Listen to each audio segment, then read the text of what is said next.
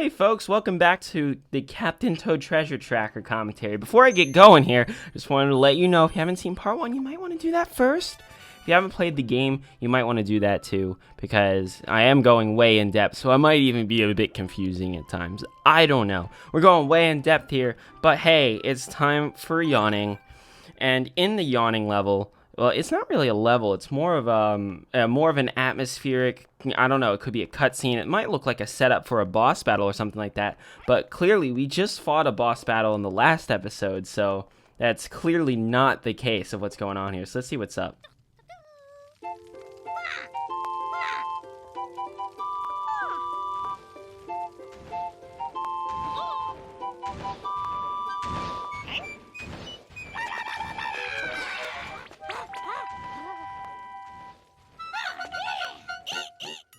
One of the cutest cutscenes like ever. I swear, like the main thing with this game that gives it appeal, I guess. I mean, other than the fact that it changes its puzzle gameplay from many other puzzle games, it's just how freaking cute it is. I mean, seriously.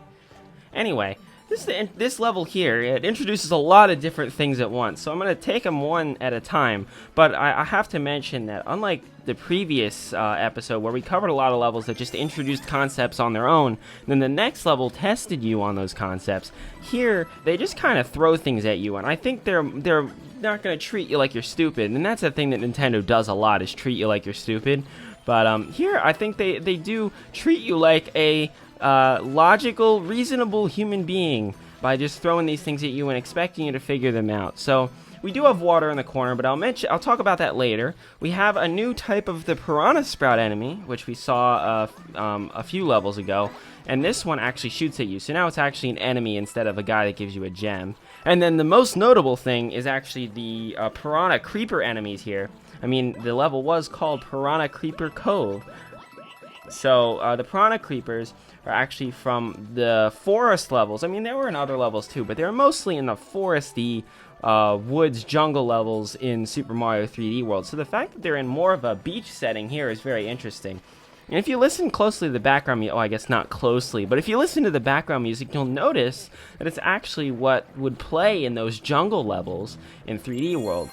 Clearly, this is not a jungle level, but I think they did that to cue people in. So if you're already familiar with Super Mario 3D World and played those levels, right, then you would hear that song and be like, oh, I think I remember how this worked when I played that level in that other game. And that's really neat. Like, that's a really neat design. If you also pay attention to the music, it's not the same exact song. So they actually, like, changed the instrumentation to make it fit the setting of this level a lot better, which that's pretty good. Like, that takes some serious effort. And, you know, they do recycle some songs from 3D World in this game, so the fact that they're like, different setting, let's change the song, that's incredible.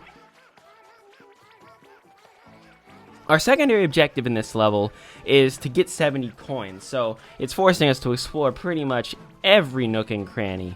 So this also helps us develop all these other secondary, all these other mechanics that they're throwing at us. I mean, they're just enemies and some new things, like the water, like I mentioned, which isn't really a new mechanic, but I'll get to that later. But they're throwing all these things at you, so the fact that they're making you explore the level really does help. Most people who play this game are familiar with 3D World, and that's kind of the way it is, so I think they were willing to let players take more risks, or rather, they were willing to take more risks in giving the player, treating the player like they know what they're doing because they already played 3D World. And I think they did that because if you got a Wii U, if you got a brand new Wii U, I don't think you would buy Captain Toad first, as much as, like, that would be awesome. I don't think they would buy Captain Toad first. I think they would buy the 3D Mario game first, even if it cost another $10, $20. Here's a quick tip, and it says press X to zoom in closer. It's something I didn't actually mention in the first episode, even though I did it quite a lot. But I want to talk about it here after bringing up the water that we're standing in right now. Water mechanics in this game are pretty much the same as walking. The difference is you do move a little bit slower, which makes sense. I mean, you are in water. Water is more dense than air. Science dictates.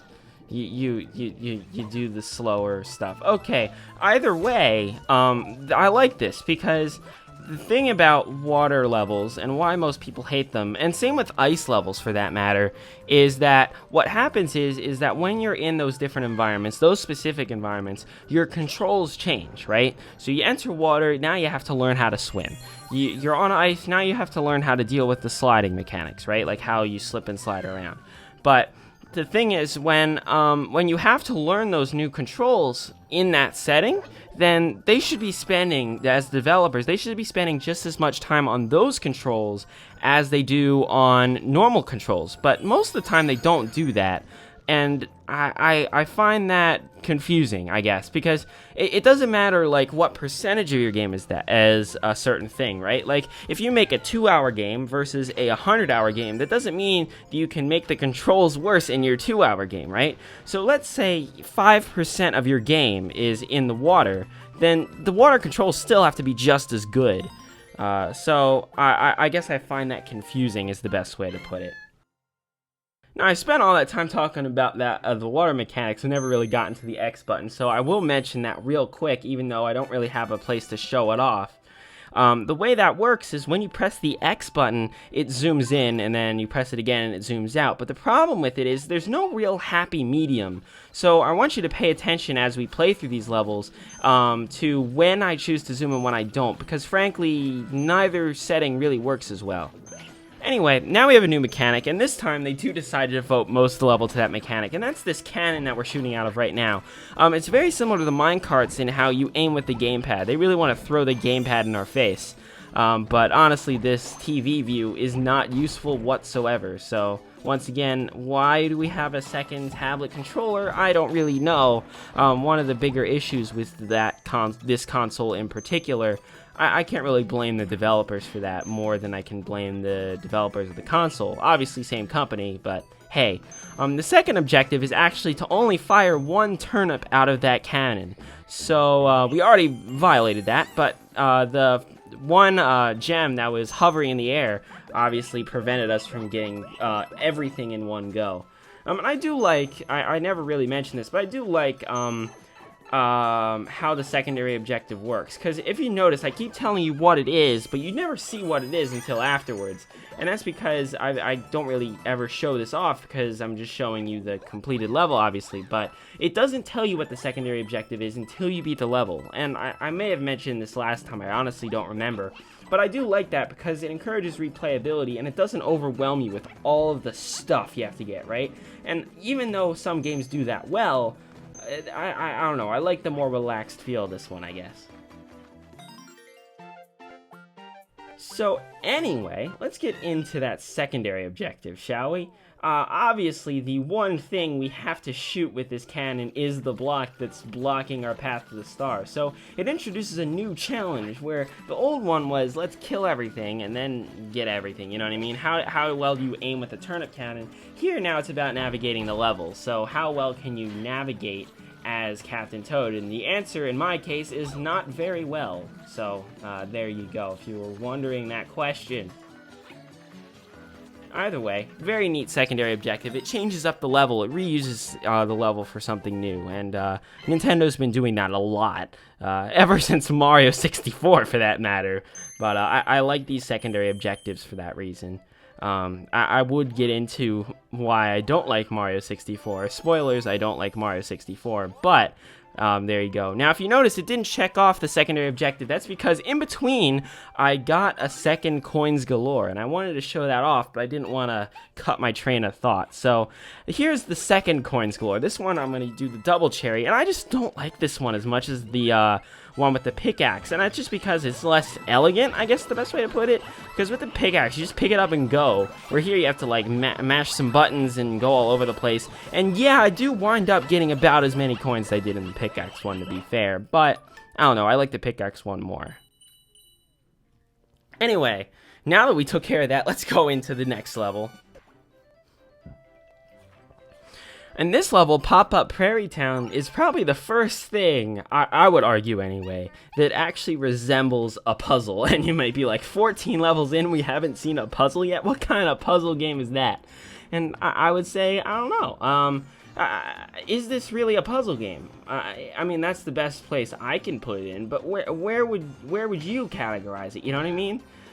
You move around. It's not an adventure game because you're restricted to your floating cuboids for the most part.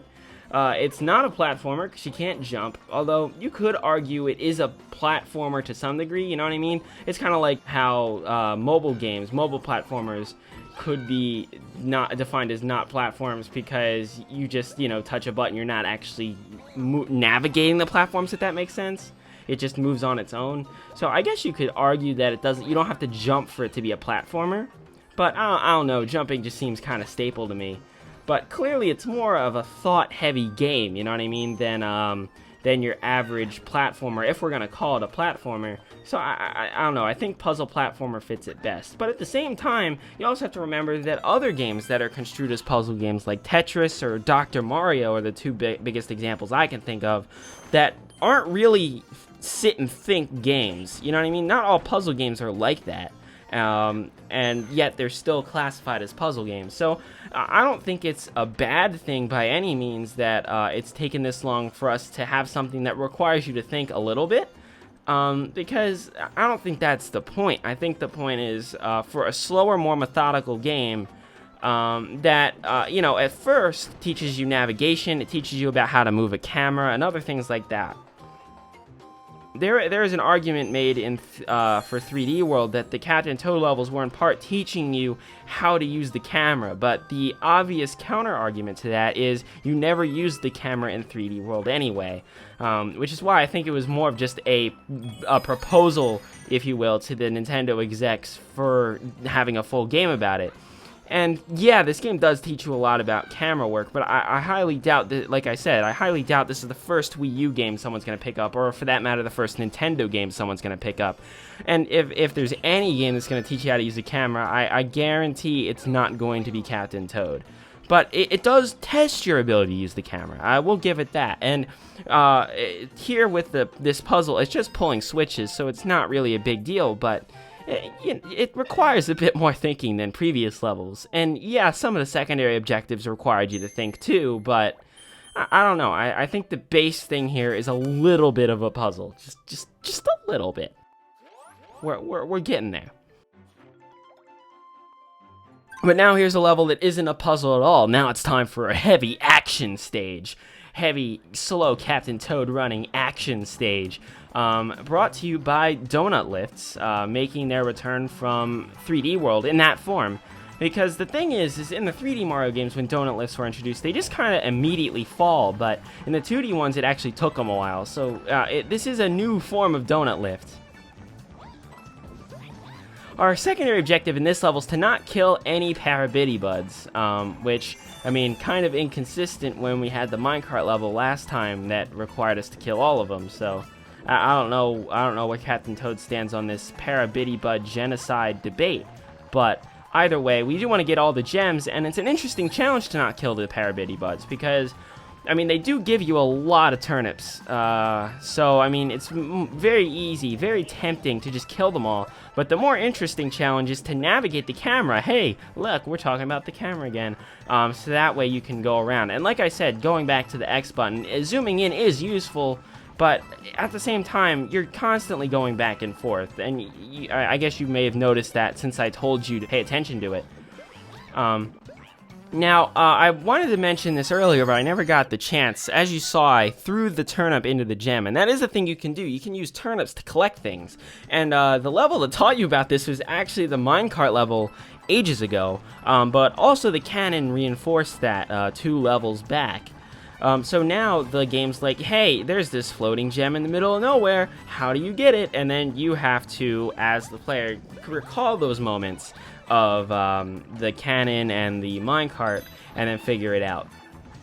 The only problem is obviously I died, so right up here when we get back up there, I'm gonna try and do it again, hopefully successfully, but we'll see. Yeah, here we are, we're coming up to it now. But just talking about the camera once again, it is, like I said, if there was only a medium, but I kind of understand why they didn't go with that at the same time, because there has been an issue with a lot of games, where if you have more than 2 options, it's a bit more confusing because you're rotating between multiple things. And if you're trying to find the right one, you have to remember the order which it goes, right? Where with something like when there's 2 options, you're always going to the other one. You know which one you're going to without even thinking about it. That's part of the reason why in something like Mario Sunshine, you couldn't have all 4 nozzles at the same time, because you only wanted to have 2 at once. That way when you push the button, you just switch to the other one. Anyway, now it's time for an actual puzzle level and a new mechanic, because this team is chock full of ideas. And this mechanic, I'm telling you, this is mind-blowing. We've never seen this before in any video game ever. That's right, we're talking about doors, ladies and gentlemen. I know, it's crazy. They have a handle, and if you turn the handle and pull on the door, then it'll open. I know it's crazy, but sometimes if you pull on the handle, it doesn't open. In that case, you need to push, so just be aware of that. But the other thing that the doors do, joke aside, is they're on touchstones. So the puzzle here is to know where the touchstones need to be for you to go through the door and out the other door appropriately. And I find that interesting. Our secondary objective is what really hammers in the puzzles, but like I said, we've already seen puzzles and secondary objectives before. But for now, we're going to get all the gems, because our secondary objective is to use a limited number of touches once again. We can't get all the gems doing that. It might be possible, but hey, you know, why would I want to spend time thinking about that? Anyway... The one thing that I'm not really sure in this level, and I will talk about what's going on right now in a second with the booze, is the Goombas behind me, because there's a gem on top of them, and I'm not sure how I feel about that. In 3D Marios, the Goombas home in on you, because obviously you're in a 3D space. They're not as much of an obstacle anymore. But the thing is, it's kind of hard to get them to go into a specific spot you want. And I got it pretty easily because I'm familiar with it. But if you're a new player just trying to get the gem, it's a bit more difficult than it looks. So I'm not sure how I feel about that being something that the game asks of you. It kind of feels cheap to me, but I guess that's just me. Maybe I've been too trained by Nintendo to give people easy puzzles. Either way, going back to the Boos, and I'm going to show it off here with the big guys. Since Captain Toad has a headlamp, and Boos are known for being afraid of light, both the drunk version and the ghost version, you can shine the headlamp on them, and they'll die, and that's pretty good. Although, don't kill drunk people. We're talking about the ghosts, and I mean, they're already dead, so you're not actually killing anyone, just to be clear. Now it's time to go into our secondary objective, which, like I said, is a limited amount of touches, in this case 4.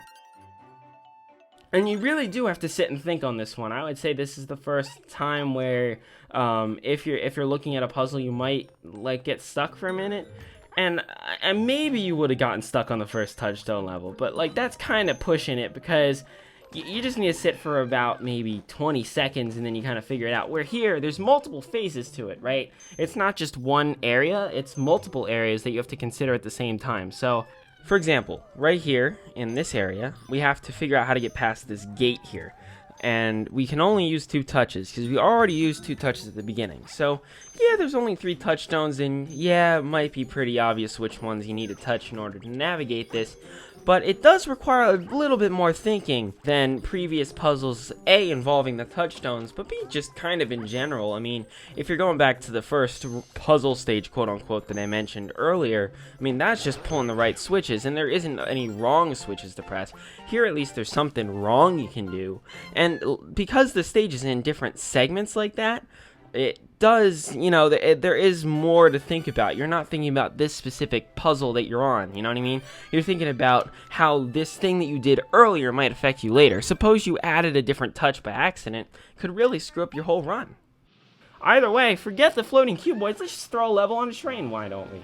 And one thing I have to point out is, you don't want to miss this gem, because I missed it. I'm not showing that one. But I did miss it, so it just, once again, gotta use the camera, and the game's gonna keep hammering that in, and it's never gonna let up on it, so it's something you need to get used to. They're gonna hide gems pretty much anywhere. But I really do like this setting. I love the music, and I mean, they do say the Wii U is underpowered, and I'm not saying that in like a rumory they say way. The Wii U is underpowered. It's only slightly more powerful than the Xbox One and PlayStation 4. But Force, what am I talking about? But at the same time, they can pull off some really neat stuff with it, and I do think that has to do with the art style as well, because they're not going for detailed, skin, details like they would in a game like, I don't know, The Last of Us, or any realistic shooter game, or not even a shooter game, but any realistic game. Nintendo doesn't do realism very well. So they can pull off a lot of these really neat particle effects, even with underpowered hardware. And there is an element of, even if they say the Wii U's underpowered, I can kind of understand why Nintendo wouldn't have made the more powerful hardware, because Nintendo does have this habit of not really catering well to other developers. And this goes all the way back to their early days when they, pre-licensed their chips and were very strict and blah, blah, blah. So for them to not make a powerful system, they only needed a system as powerful as they need. They haven't ever, so far on the Wii U, anyway, made an underpowered game. All the games run very smoothly and are at a good resolution and frame rate. But then they went to their Zelda game and realized they can't. I'm going to pause the thing right there for a second and completely interrupt myself, because that is the most adorable thing on the planet. Anyway, let's continue. You get the second gem there, but wow, that was adorable. And it's just those little details, right, that they throw in, and this is what we're talking about. I mean, even with the particle effects and whatever, but that's a thing Nintendo does so well, is just throw in those little details that you might not even catch, but just one guy is in his office coding or whatever, and it's like, you know what, I'm just gonna throw this in, and everyone's like, that is incredible. Now, one thing I also want to mention is this third gem over here, which is covered by those brick blocks. And yes, there is a pickaxe in the next room, but you can use the gamepad to break the brick blocks. So, I guess I don't know how I feel about that. You almost feel like you're cheating. And you kind of felt that way in 3D World, or in New Super Mario Bros. U, it was blatantly, here, you're the player that cheats for us. Or gets in our way. But I don't know, I kind of feel wrong doing it, but I had to show it off, so there you go. I don't know, I guess this game didn't need to be a Wii U game. Either way, very, very solid level. I like that level. Surprise! That's right, Wingo's got us. He's carrying us off to his lair, bro. Brosif. Okay. And with that, let's go on to the last level. The last level. I'm not going to finish the sentence, but let's go on to level 18. I'm not going to show off this coins galore because I already showed off both options. So, Wingo's Watchtower. Let's do it.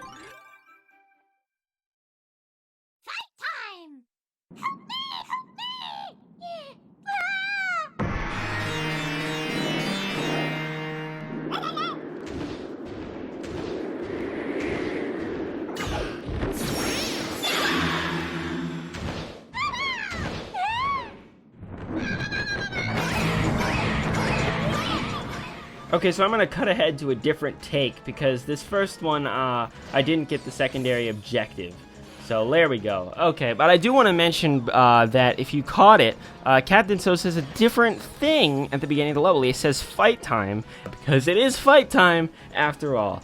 Time for a fight, except we have to go through the level first. And I also love how Toadette's like, help me, and yeah, it's very cute, even though she's being kidnapped. Like, even her being kidnapped is adorable. I can't get over that. I love this game. It's so cute.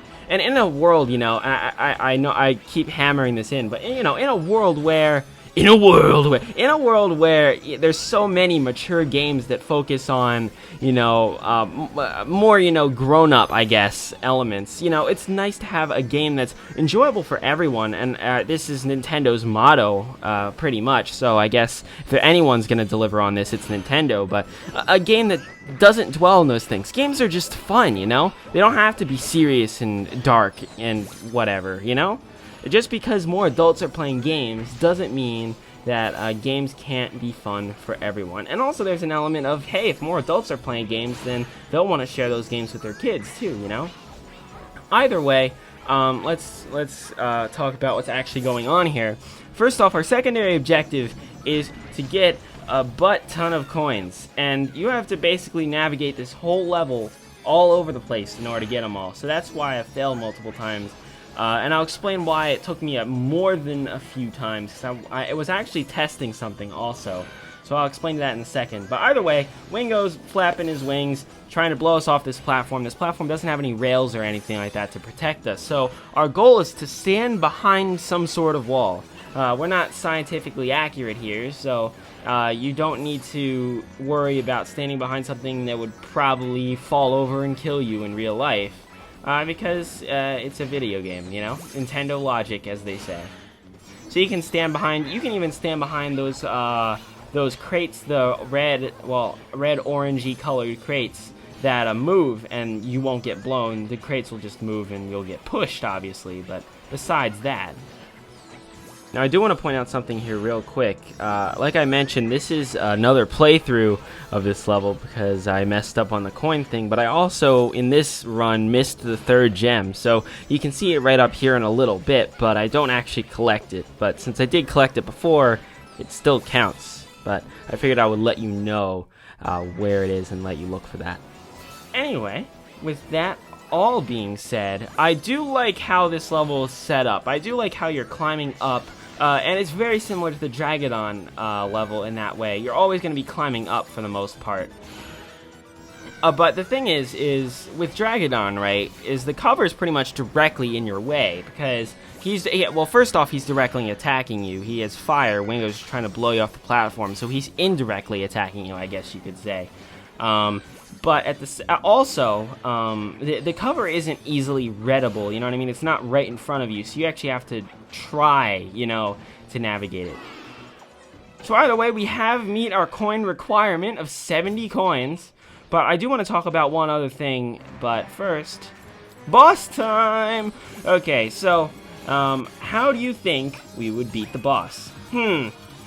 What do we use to feed enemies? Turnips, exactly. So he just kind of hands us the giant turnips.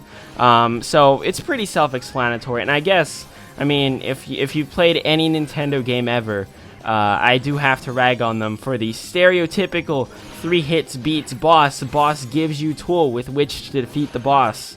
Or, you know, 3 jumps on the head always works. But I mean, we can't jump, so we have to go with the secondary option of the boss hands you the thing that will kill them.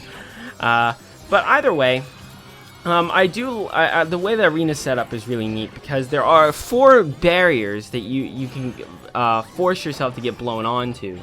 And I like how that's set up. But either way, I want to talk about what's going on right here. Toadette gives us a mushroom, and in this case, it's a 1-up mushroom. But if you're tiny, it's a super mushroom. Now, if you've been focusing on the game, I haven't mentioned this because it's a very, very specific thing.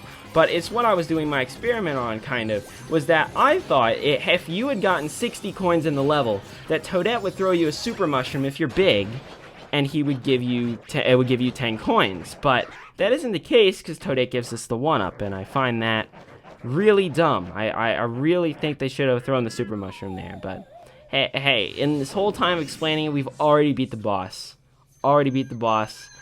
Very simple boss, but hey, it is what it is. Let's pull our friend out of the gold pile.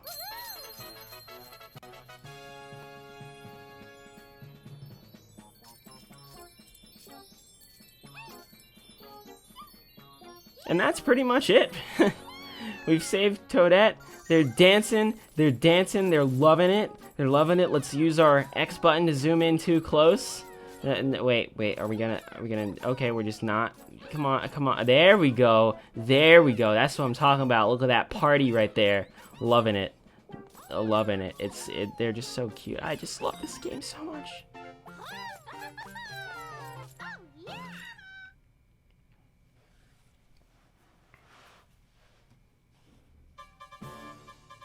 And with that, the credits. Hey, it's the credits. I know you might have thought this game might have been longer, but I do want to thank you for coming along for the ride. This is my first time doing a commentary like this, as I would call it. But I want to thank you all for taking this plunge with me. And I only want to get better at it, but I've always loved game design. I've always wanted to pick apart games like this. And Captain Toad is a really good candidate because it does a lot of things right with teaching the player all these new mechanics and then testing you on them. Although I will admit, in these 18 levels, it really didn't test our skills that much. So I really would have liked the game to have done that. But hey, it is a $50 game. Which, honestly, 18 levels for $50, is it worth the price?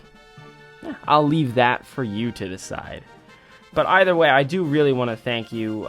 There's more coming up in the future. I hope you enjoy this reboot that we've been kind of going through. I don't like, I guess ever since this reboot, I don't like breaking the fourth wall like this. But I'm so thrilled that everything's going as well as it is. And I know not everything's perfect, but we're only going to get better from here, and I hope you continue to stick around for more things like it.